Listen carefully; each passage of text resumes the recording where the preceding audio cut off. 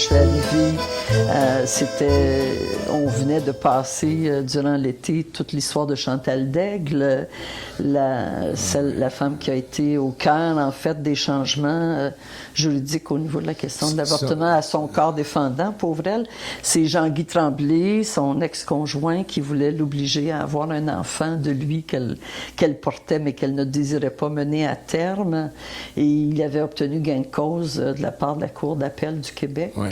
Et donc, c'était odieux parce qu'en fait, c'est ça, la Cour d'appel a confirmé un jugement d'une cour inférieure donnant des droits à un enfant à naître, allant évidemment à l'encontre de toutes les revendications que les féministes avaient portées jusqu'à ce moment-là. Donc, on serait curieux aux États-Unis.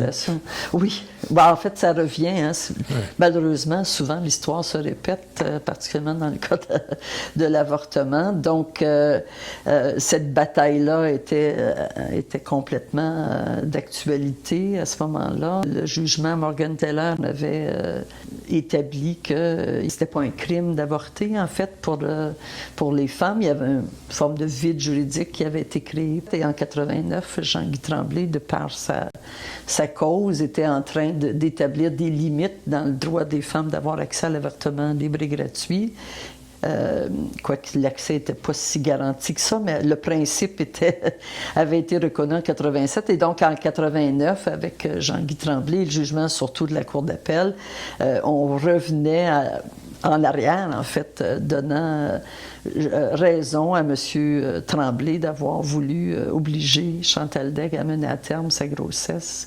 Et il y a eu une forte mobilisation. Nous, on est revenus au mois d'août 89 à Montréal et on était encore dans les batailles, mais ça se terminait puisque la Cour suprême, finalement, a invalidé ce que la Cour du Québec avait dit, a établi effectivement qu'il n'y avait pas de droit spécial qu'on pouvait accorder à un fœtus, à un enfant qui n'était pas né. Et de son côté, Chantal Daigle, avec l'aide de féministes ici à Montréal, était allée aux États-Unis se faire avorter sans attendre le jugement de la Cour suprême, puisque de toute façon, sa décision, elle, était prise.